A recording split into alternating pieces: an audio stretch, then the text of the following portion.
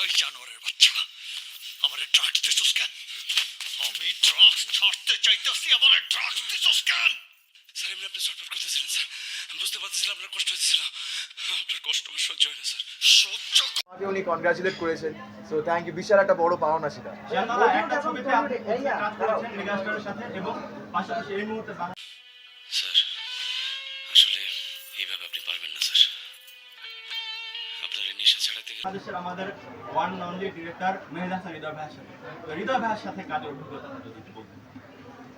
উনি একজন পরিচালক যিনি মানে নিজের আর্টিস্টকে, নিজের অ্যাক্টার্সের উপর একটা ভরসা রাখেন। আর উনি প্রথমেই বলেছিলেন, প্রথমে দেখেন, তারপরে দেখে বলেন তুমি করে যাও, আমি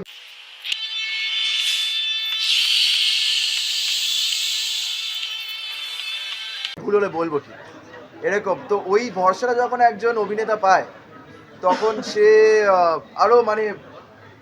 আরো ভালো করে কাজটা করতে পারে। সেটা আমরা আপকামিং অ্যাক্টার্স, সো অনেক সময় কি হয়, অনেক ডিরেক্টররা চেপে বসে কিনা আমার এটাই চাই ওটাই চাই। উনি একজন মানুষ, একরকম ডিরেক্টর যিনি ওপেন টু নিউ মেথডস, নতুন রকম সব পদ্ধতি ওনার ভালো লাগে। উনি খুব ন্যাচারালিজম পছন্দ করে, সেটার সাথে আমিও রিলেট করেছিলাম। ধারাবাহিকে যেটা সবসময় হয়ে ওঠে না, তো সেখানে আমি প্রচণ্ডভাবে এনজয় করি যখন উনি বলেন দেখো আমার একদম ন্যাচারাল একটা আমি অ্যাক্টিং চাই। তো আশা করি সেটা করে উঠতে পেরেছি, এর জন্য জিল্লু দাঁড়ায় গেছে। হৃদয় ভাইয়ের কাছে জানতে চাই, আমি যতটুকু শুনেছি যে জিল্লুর জন্য বাংলাদেশের একজন জিল্লু নামের অভিনেতার অভিনয় করার কথা ছিল এই চরিত্রে। পরবর্তীতে একটা জটিলতার কারণে শ্যাম ভট্টাচার্যকে এখানে করা হয়। ওই প্রসেসটা জানতে চাই যে আপনি কিভাবে ওই ক্যারেক্টার যেহেতু আরেকজনকে দেওয়ার কথা ছিল, সেখান থেকে শ্যাম ভট্টাচার্যের কথায় মাথায় কিভাবে আসলে এবং বরবাদের পরে কতটা সন্তুষ্ট আসলে এই সিলেকশনে সব মিলিয়ে তো না, আমাকে হচ্ছে ওইখানকার যে আমাদের ইপি সিদ্ধার্থ, ও জয় যে হচ্ছে অ্যাসোসিয়েট ডিরেক্টর ছিল, স্যামদার কিছু কাজ আমাকে পাঠায়, ইউটিউব হোয়াটসঅ্যাপে লিঙ্ক পাঠায়। দেন আমি কাজগুলো দেখি, এরপর তো কথা হয়, কথা হওয়ার পরে শুটিং সেটে দাদার সাথে আমার ডিসকাশন হয় যে আসলে কি করতে চাই, আমি জানতে চাই।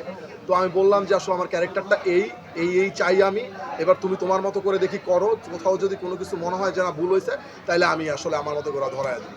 তো দাদা ঠিকঠাক মতো করে তার মতো করে যাচ্ছিল। প্রথমে গাড়িতেই হয়েছিল, হ্যাঁ গাড়িতে আমরা যাচ্ছি, এক গাড়ি করে যাচ্ছিলাম প্রথমে, আপনার সাথে যাবো এবং দাদার একটু মন খারাপ ছিল যে আসলে চুপচাপ, কোনো কথা নেই, আমার ডায়লগ নেই, আমি না পুরা জার্নিটা দেখতেছি।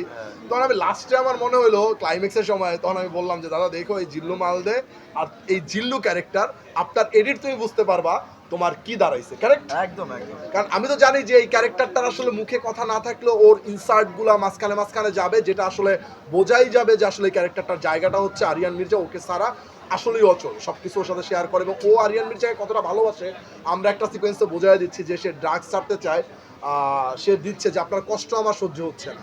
ওই একটা ডায়লগে এনাফ বোঝায় দেওয়ার জন্য। অনেক ডায়লগ আমার মনে হয় না যে দরকার আছে, আর অনেক ডায়লগগুলো আমার কাছে মনে হয়েছিল যে এই ক্যারেক্টারটা আসলে তখন ডিফারেন্ট কোনো কিছু হইতো না। সো আমি আমার মতো করে এই ক্যারেক্টারটা যেভাবে ডিজাইন করছি, থ্যাংক ইউ স্যামদা, ওর মতো করে খুব ভালো করে গেছে, এভাবেই আসে। এইটা ডে ওয়ানে যখন আমার মাথায় আসে, আমি আর জিল্লু ভাই বসা ছিলাম, মানে আমাদের ক্রিয়েটিভ ডিরেক্টর যে জিল্লু ছিল ওনার নামটাই ছিল।